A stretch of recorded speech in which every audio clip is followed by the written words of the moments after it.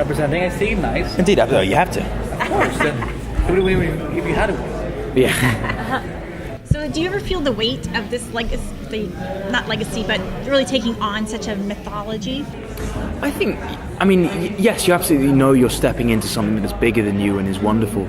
I think weight wouldn't be the right way to describe it. I think the thing is I am a fan, and I've always been a fan, so I know what it means, and I know that it comes from passion, and I know that it comes from this is something that's important to people, and the pressure of that is just something that fuels your desire to get it right. And this is a show that is made by people who love this legacy. It's made by people who know what it means to be working on something like this. So we absolutely understand that. We let that fuel us, which is a great thing. Is Seg tempted to at any point go with Adam to the present to see, hey, I want to kind of see this big deal grandson of mine? Yeah, the thing is, Seg is being thrown in so many different directions. He doesn't really know what to think. He doesn't know what to believe.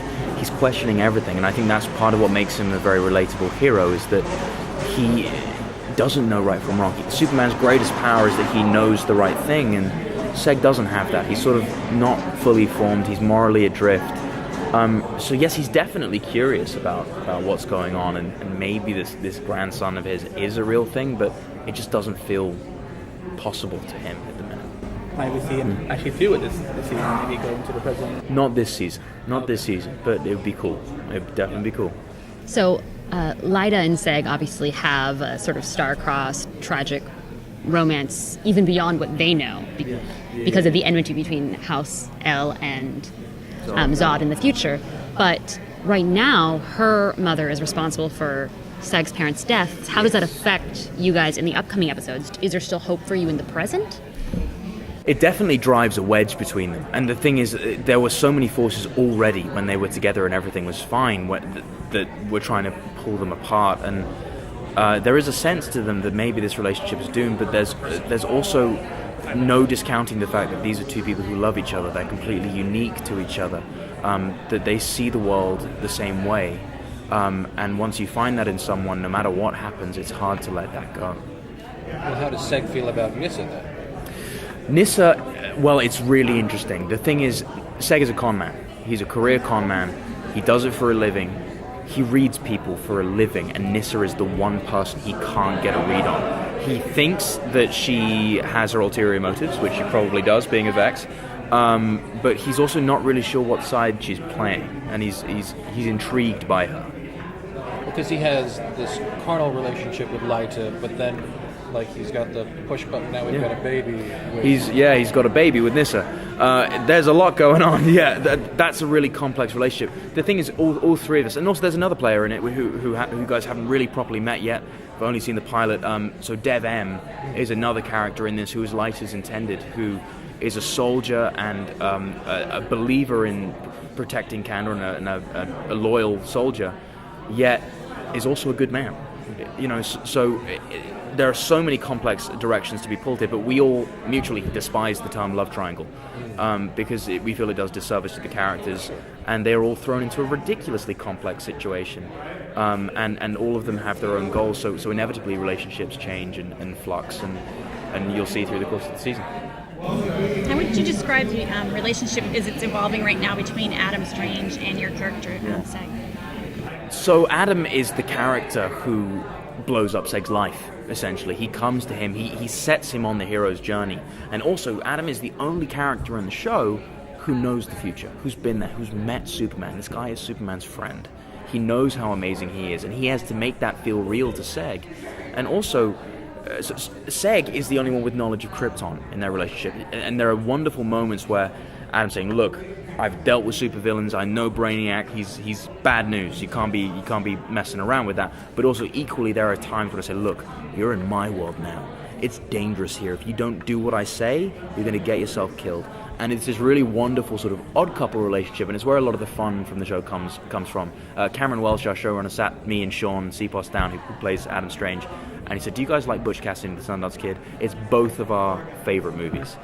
So this is a relationship that they're sniping at each other, but there sort of is a growing, begrudging respect between the two, and they have a lot in common, and they are allies, whether they like it or not. So is your rapport with Sean then developing out of that as well? Oh, Sean and I are great mates. Sean is really, really good fun. And the truth is, everyone on the cast is wonderful. It's a really, really rare and wonderful thing. You know, sometimes when doing a project, you might have one or two people you think, oh, you know, I really like that person, we'll stay in touch. Genuinely, I love every member of the cast. We are all really good friends. And even after we made the pilot, Sean wasn't involved at that point. When we made the pilot in Serbia, there was about a year in between that and the pickup. And we were still hanging out. We were going to the pub, we were having dinner with each other. We all genuinely love each other. So it's really good, yeah. Okay, you've got Seg's first encounter with Brainiac, whatever that is. Well, it's, again, Brainiac is an interesting figure in Seg's life because obviously Val-El was executed for saying that there is something coming. There is something out there. This threat is something that has deeply affected his life even from when he was a kid. So it is the existential threat that is always on the way. It's the ticking clock in the show. So Brainiac is coming, and that's something that Seg is going to have to deal with.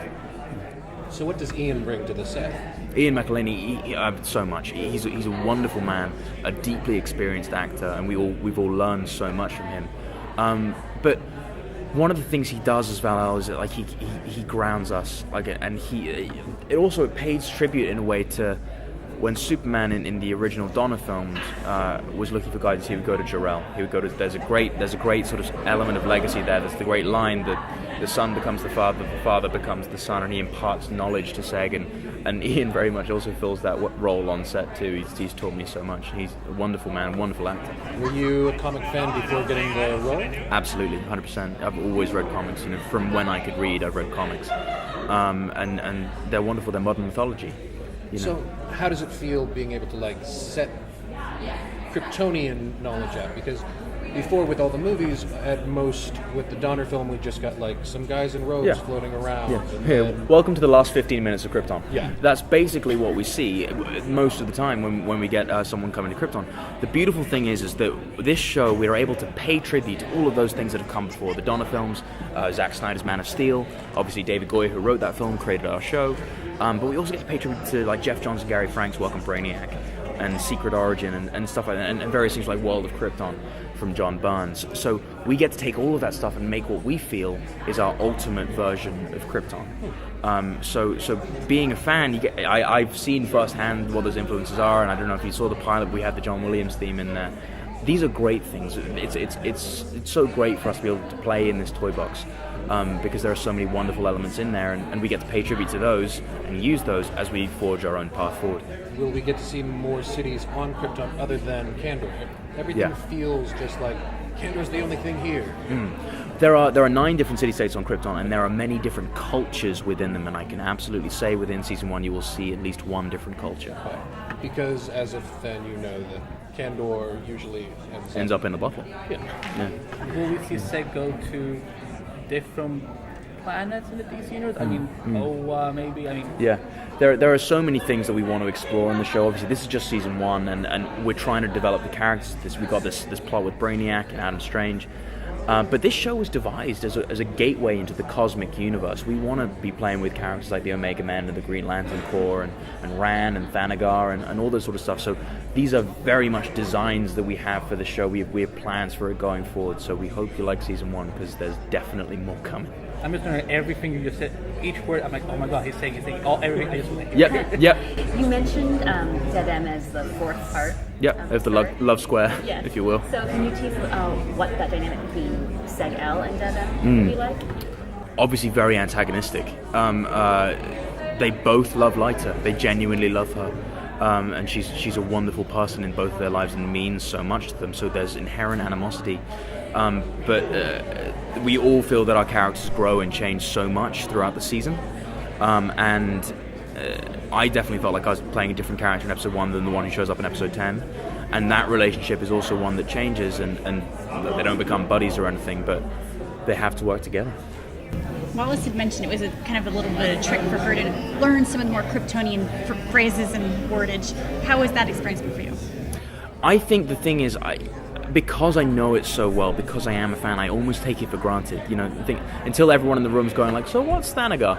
Like, I know it immediately. So It wasn't that difficult for me because I was a fan coming in it. So you're already thinking in Kryptonian then. Pretty much. I've been wrapping a red towel around my neck and jumping off the couch since I was about 5. So I'm a method actor. Yeah, preparing for a long time. So not Kryptonese, it's Kryptonian. Kryptonese. Okay. Kryptonese. Yeah, Kryptonese would be the Kryptonian spoken language. Okay. Yeah. You mentioned there would be some things that you pick up from the comics as well as the franchise movies, but is there anything in particular that you In the future? Yeah. Gosh, there are so many Any things. I would favorites, love yeah. to see the Omega Man. I would love to see Booster Gold. That'd be awesome. There are so many things, and there are so many different directions that I'd love to go in. So there are too many to name, but just this season we got Brainiac, we got Doomsday.